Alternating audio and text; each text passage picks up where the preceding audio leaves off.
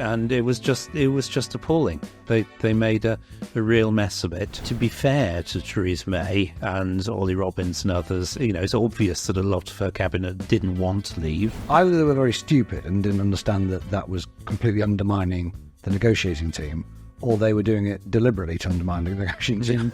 You can see, can't you, EU, this deal that you thought you'd negotiate is never going to go through Parliament. The Irish arrangements are unacceptable.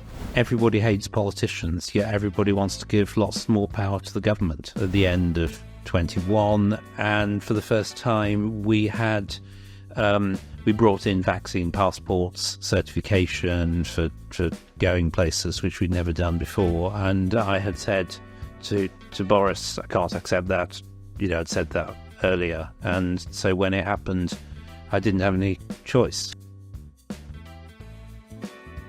Hello, wherever you are. This is Christopher Snowdon. You're watching another episode of The Swift Half with Snowdon, the half-hour chat show. I am that Christopher Snowdon, the inventor of the half-hour chat show, and I'm very pleased for this final episode of the series to be joined by none other than Lord Frost. How are you, sir? I'm very well. Thanks for having me. Thank you very much indeed for coming in. There's much to discuss. Where do we begin? I'd like to begin with Brexit, I think, because I've been reading the latest part of Tim Shipman's, well, it's supposed to be a trilogy. I think it's at least 4 books now. Yeah. Which is called, what is it called? No Way Out. Very, very good book, very thorough, as always with Tim. And you're in it, of course. I think you'll be in the next volume even more. But reading it really brought back how awful those days were under Theresa May, how bad she was, really. But also the plotting, the scheming, all these people in Parliament trying to undo Brexit. And so disingenuous with it as well, and John Bercow, and it brings it all back, doesn't it?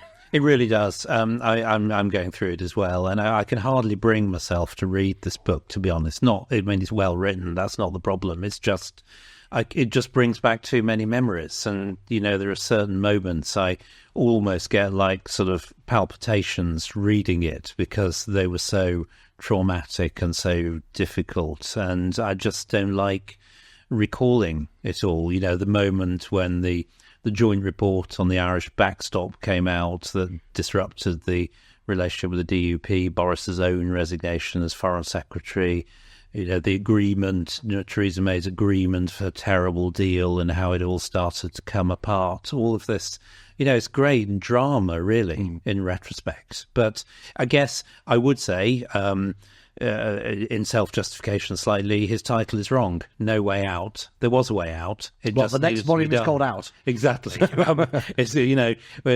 thought the Tory party had, and the governing establishment, I guess, had run the country into a cul-de-sac, sort of smashed up the constitution. It turned out it wasn't like that, and we did manage to break through. We did indeed. You did.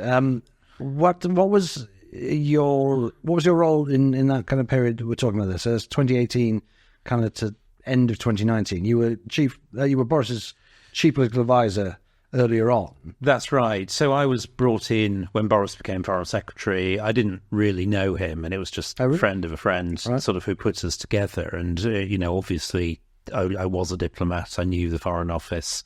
He wanted somebody who was a sympathiser, who could sort of help him. And actually the original task, it seems almost laughable in retrospect. We thought Brexit was going to go relatively smoothly, and he was looking for somebody who could help define what is Britain's foreign policy as an independent country, where are the priorities, what are we going to do? And of course it didn't turn out like that. And I got sucked in as a Europe expert into the negotiations at one remove. We were never allowed in the room. Boris's only input was through these cabinet committees, and we could see it all going wrong, and these mistakes being made, and one after another, our various negotiating cards got discarded for no advantage, and it was just appalling. They made a real mess of it, and to be fair to Theresa May and Ollie Robbins and others, it's obvious that a lot of her cabinet didn't want to leave and were trying to stop it, and she had to work with that. But goodness, it is just a terrible period of governance of this country.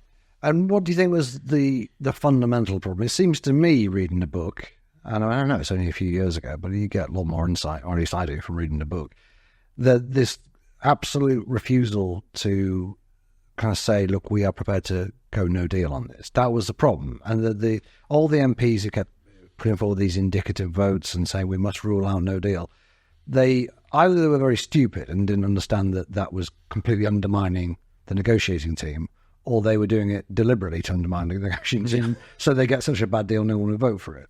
I mean, honestly, I think they had no real strategy, and that was part of the problem. The May government had bought into this view that leaving was an economic disaster, and therefore the right thing to do was to sort of hold on to as much as you could of the EU's economic structure to mitigate the damage. And so they kept, if you're focused on that, obviously you're not really going to leave with no deal, and everybody could see that it was a hollow threat. And they kept coming up with these more and more complicated schemes to hang on to bits of EU membership, and it was just never going to work in that way. And the whole underlying analysis was, in my view, just wrong. And as shown when we left on a normal free trade agreement basis in 2020, we're still arguing about whether you can even notice this in the economic figures. It just was a wrong analysis to go down this road. So you took over as the chief Brexit negotiator from Ollie Robbins? Yeah, that's right. So as soon as Boris came back in, I came in with him. And you were known as Frosty the No Man. Yeah, I became that. I became known as that. And I mean, in my mind, without going into too much detail, there are two phases of the negotiation. There's the first 6 months before the election, where we were just trying to rescue what we could from the wreck and try and preserve some freedom for the future. And then there was the main Brexit deal negotiation after that, which was different. But I think for both of these, we realise we're in a position where the government, where the EU simply didn't believe the words that British negotiators said, and everything can become devalued. They thought they had us on the run, and therefore we had to try and reset that. So we had to be really firm, and I think that's where the Frosty the No Man came from. It's just we had to be really clear about what would work and what wouldn't work. And if they didn't like that, that was tough. We had to reset. In short, what was your kind of ultimatum to them, if that's what you asked? So we took over. In the 6 months of before the election, it was simply, you can see, can't you, EU, this deal that you thought you'd negotiate is never going to go through Parliament. The Irish arrangements are unacceptable. Either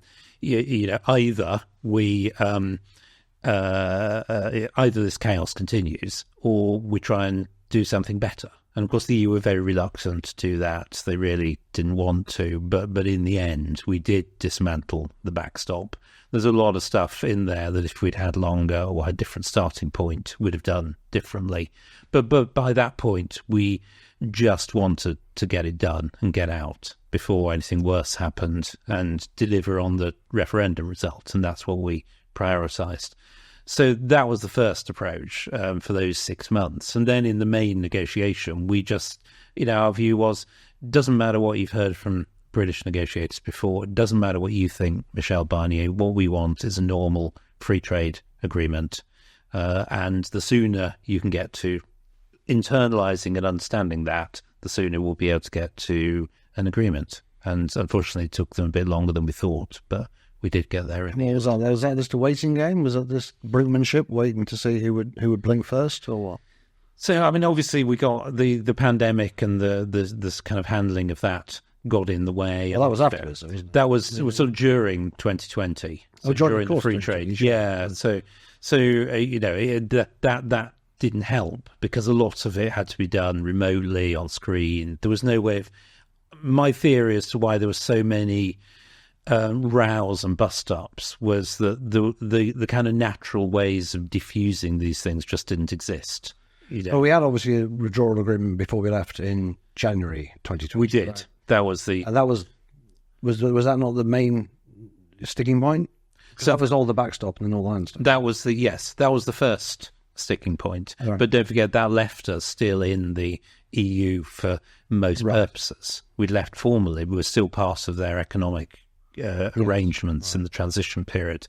So we still had to find a way of dismantling all of that and changing that relationship. And that was doing done mostly on Zoom. That was done, lots of that was done on Zoom, or even when it was face-to-face, because of these sort of ridiculous rules. We couldn't get closer than 2 meters, and, we knew that if somebody got COVID, we'd all have to go and self-isolate for several days. So it just meant you couldn't, just go off for a coffee with somebody or a drink with somebody to calm it and explain. Just possibility didn't exist.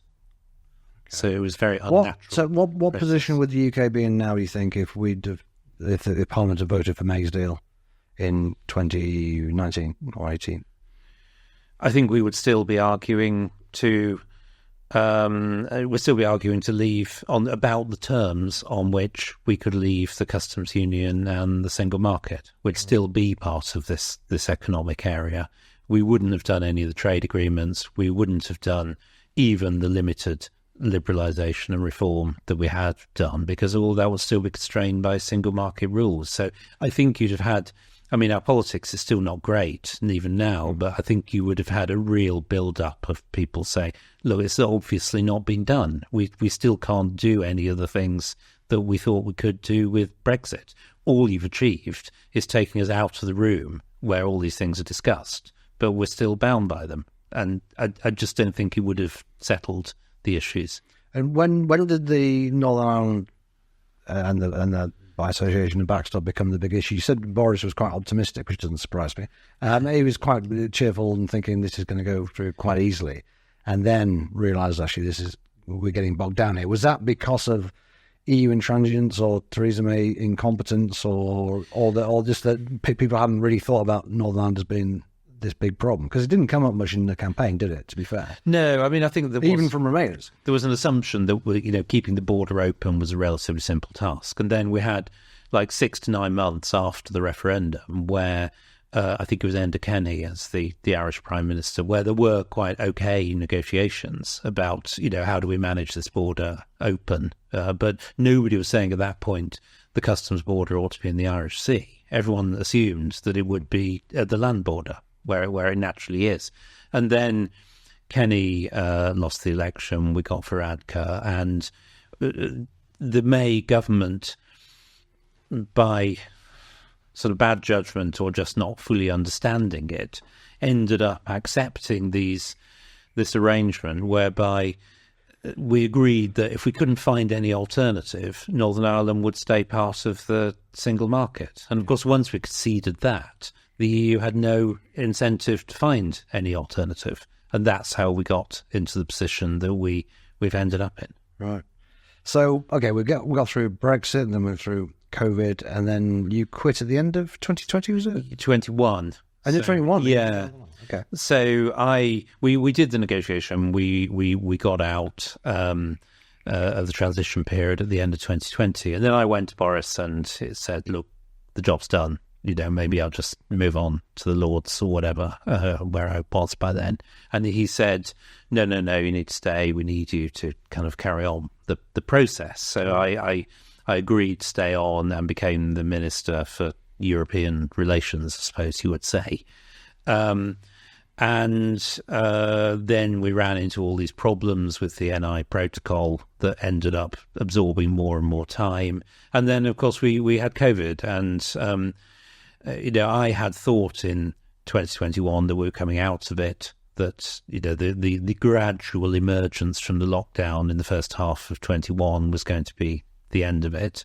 And then we went back down the path at the end of 21, and for the first time we brought in vaccine passports, certification for going places which we'd never done before. And I had said to Boris, I can't accept that. I'd said that earlier. And so when it happened, I didn't have any choice. Okay, you quit over that, right. I quit over the lockdowns, and as part of that, protest movement at the end of December to avoid an Omicron lockdown. The cabinet revolted, MPs revolted. Yes. I resigned. Very there was glad you did, parts of it, and luckily it worked. Yeah, it did, because people forget how close Boris Johnson was to having lockdown. How many countries in Europe did have a lockdown over Omicron, which I remember at the time. I was saying, no, look at what's going on in South Africa. Just look at the evidence. Yeah, this is not going to be a problem. But yeah, I think Boris Johnson does deserve credit. I know he'll get a lot of grief from people who are against lockdown in general for taking us into lockdown 3 times. But people do forget how much pressure was on him just before that Christmas. He could very easily have buckled again. And I guess it's credit to people like yourself for putting your jobs on the line to stop him doing that. But it was absolutely the right call. I think it was, in retrospect. That's why people can't remember why I resigned. Everyone's kind of forgotten. Yeah, because it was a lockdown that never happened. Yeah, exactly. Nobody ever remembers it now, and that's good. So I think I am the only person who actually resigned over COVID policy, really, voluntarily as a matter of principle. That's surprising. Really. It is, really. 1 or 2 more. Yeah, I can't think of anybody. Yeah, you're right. So we'll wait and see what the inquiry has to say on that subject. It hasn't asked for my views, not hold a lot of hope in the I've written to that effect. It's just looking at the wrong questions. It's already come to a view clearly about the basics of what happened. So it doesn't matter. It's absolutely. It's a complete waste of money. Yeah. I mean, I just can't. They've started from a very obvious premise, which is essentially that the government was responsible for everybody who died during was essentially a natural disaster. Yeah.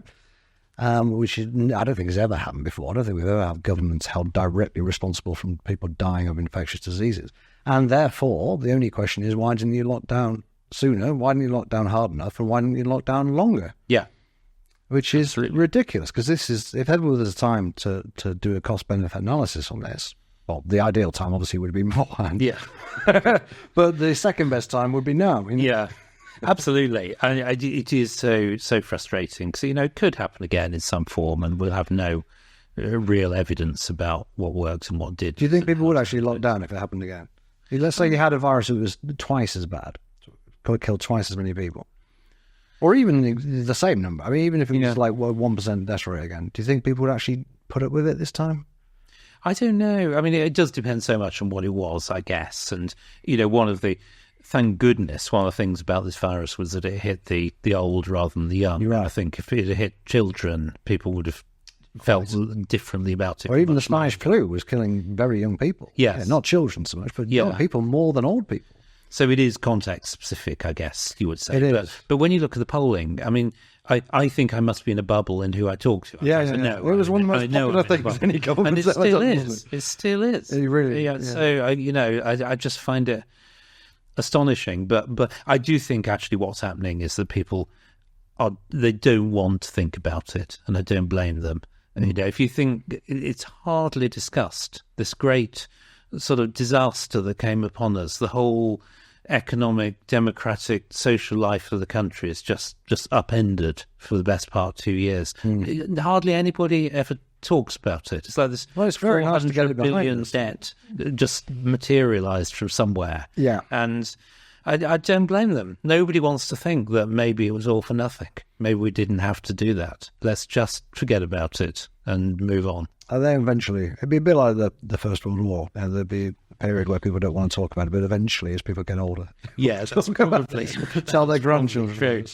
But because the legacy effects of that and a few other things going on, it's reinforced the statism that is just so prevalent. This looking to the government to do everything and solve every problem, however incapable it is just massively reinforced by the pandemic, massively reinforced by net zero and all the lifestyle preaching that goes with that. It's massively reinforced by the 2008 crash, actually, and all the bailouts that came after that. And we've entered this world where apparently the British government, Western governments can do anything if they're asked to, except they obviously can't. And I just find it so weird that we're in this world where everybody hates politicians, yet everybody wants to give lots more power to the government. Yeah. And at some point, that's going to break up, surely. You would think so, but it's carried on for a very long time. Yeah, far, isn't it?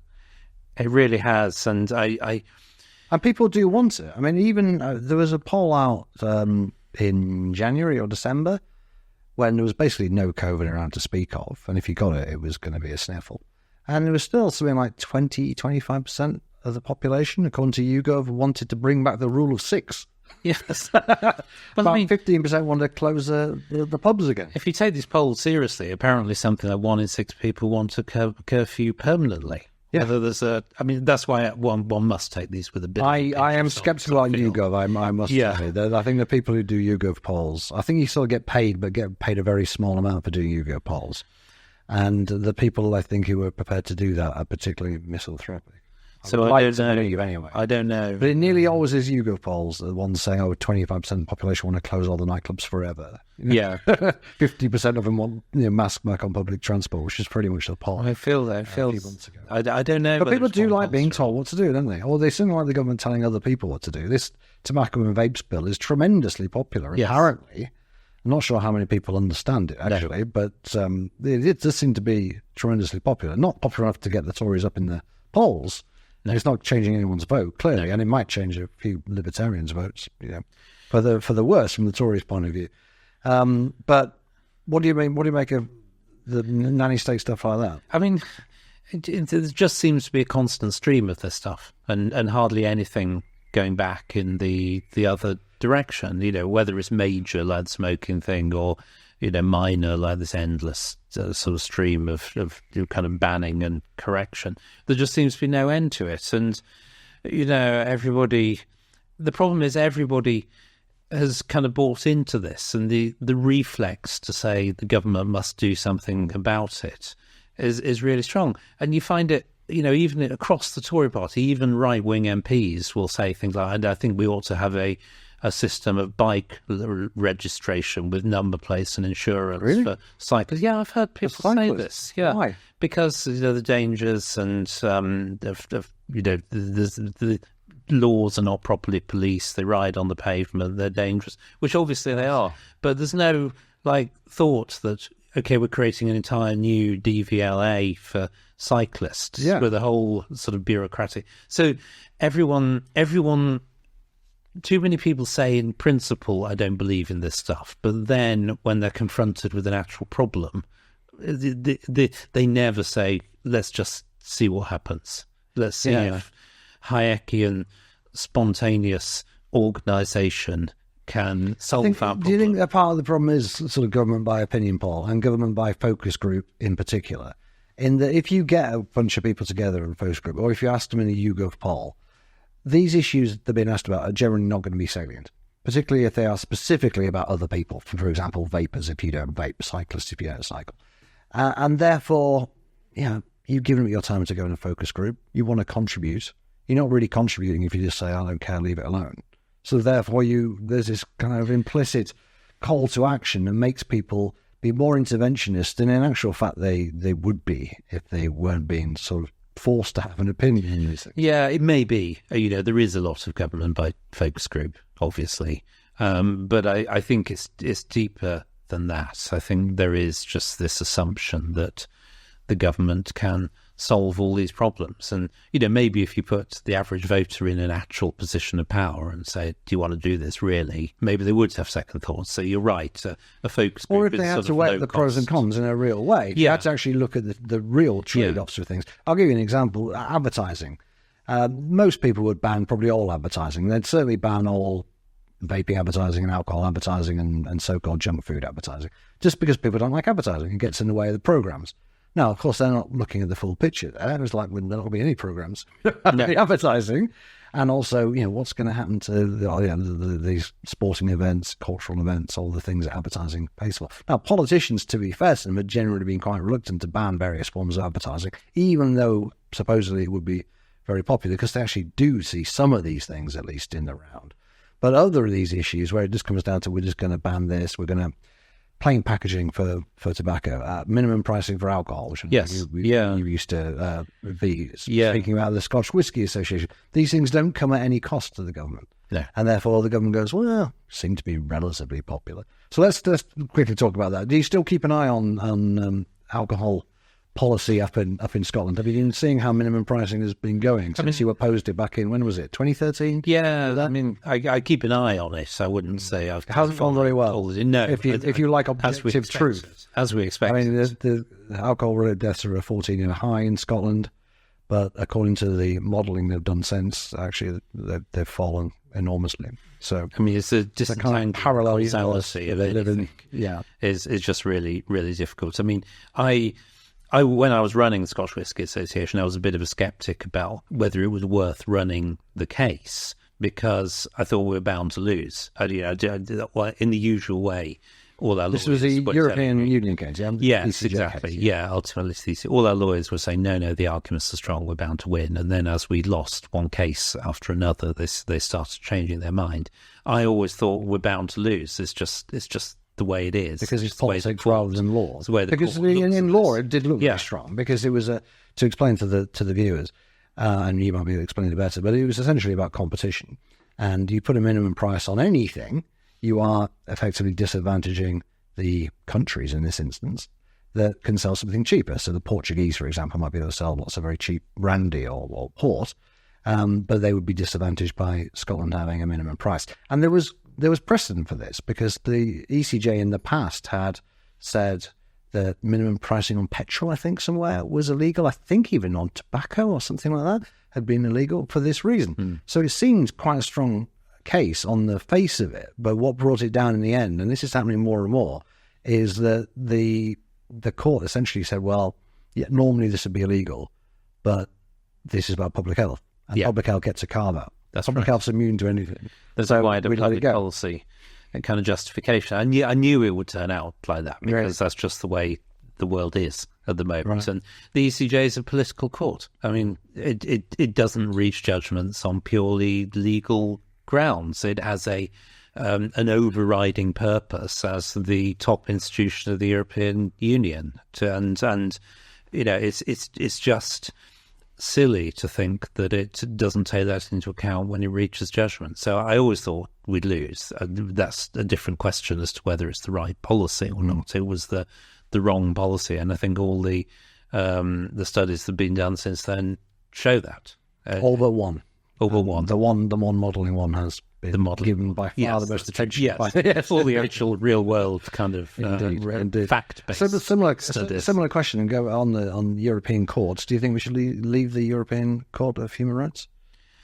Well, probably yes. I kind of reluctantly come round to that conclusion. I didn't think it 3 or 4 years ago. I think what we've seen with the way we've got entangled in all these international regulations and laws, the ECHR jurisprudence, the way it's reaching through into our domestic system now. I just don't see how we disentangle ourselves other than by at least overriding the jurisprudence in that area. And then we've got this climate change case, of course, which shows that the Swiss ladies who think the Swiss government isn't doing enough to protect them, and the court agreed. It essentially kind of invented jurisprudence in this area, and if that's how it's going to be, I don't see it's right for us to stay part of it because of the mission creep. And the judges essentially creating law. Yes. I end up like the American system. Yeah, which there's a lot to be said for the US Constitution, but there's a lot not to be said for millions of people voting for a president on the basis of who they think they might appoint to the Supreme Court and what their views on abortion and guns are. Yeah, who are the real to me, that suggests that the court is too strong, if that's why people are voting for them. Who is the actual head of state in these circumstances? Who is the monarch when the court actually is the court's judgments that are the final word on these things? And the ECHR is getting like that as well. So I just think, but all that said, it's not a simple decision. And those who say we should just snap our fingers and leave and, we solve all our problems, that's too simple. We saw over the EU, over Brexit, where that gets you. You need a plan. It does underpin some of the Good Friday Agreement. We need to work that through. And we need to work out what replaces it properly so that there's a proper system of protection here. And you can't do that overnight. You do have to persuade people you know, and it's silly just to say let's just go. Yeah. Okay. Well, that's been a lesson from Brexit. Yeah, absolutely. We're coming up to nearly the end of the half hour. I just want to ask you one more question. So you're in the House of Lords now, of course, Lord Frost. What's it like in there? It's a strange place. I've sort of got used to it now. It takes a bit of getting used to. The Lords, I know every member of the House of Lords says this, but it does actually do quite a lot of work that nobody else is doing in terms of scrutiny, improving legislation. The Lords get a lot more technical scrutiny very often in the Lords than they get in the Commons. Now, I think it would be better if it was done in the Commons generally, because that's the democratic chamber, but unfortunately it isn't. And, you know, the Lords Select Committees can be pretty good in trying to really dig into issues and producing reports that everybody can kind of buy into to some extent. So the problem is that through the Brexit years, it came to see itself as a kind of constitutional court manqué in some areas. You know, there was the last stop for these sort of terrible populists in the Commons who were trying to wreck the Constitution. And the Lords saw and still sees itself, as the Rwanda process shows, a bit like that. And I don't think an unelected House can be like that. It should concentrate on scrutiny. Yeah, basically. Do you think there's too many Lords? Is it too busy in there, or is it all right? I mean, most don't show up most of the time. So I think that probably doesn't really matter. But in an ageing society with so many young people being appointed to the House of Lords these days, it could become a real problem, couldn't it, going forward? I mean, it could. Another batch, presumably, when Rishi leaves, presumably this year. There will be, I guess. This is the problem. But of course, people do retire or they do die. It's not a kind of total, a kind of one-way pipeline. Sure. But I think it's being filled up beyond replacement level. It is at the moment. I do think reform has got to come, and the problem is, I mean, everyone says that. I think everybody agrees that. It's just everybody has a different view about what. And I do think, you probably need an age limit or a term limit, fairly long-term limit, but something like that to mandatory pension age. I'd have a mandatory minimum age, personally. I don't think anyone should be going under it, certainly not under the age of 50, and quite possibly 65. Maybe for MPs as well. There will be MPs with some experience of the world. Yeah. 50 for them as well, unfortunately. I say that as a 47-year-old who does not feel I could be either. Folks, thank you very much for watching. Thank you very much, Lord Frost, for joining us today. That's the end of the series. It may well be the end of the Swift Half with Snowdon altogether. We don't know yet. We haven't made our minds up. If you want to give us some money to change our minds, feel free, iea.org.uk/donate. Thanks for watching. If you haven't seen all the episodes, track back. You can see lots of exciting episodes, all sorts of people. Ronnie O'Sullivan, Lionel Shriver, all sorts of people. Until we meet again, folks, take care. Thank you and goodbye.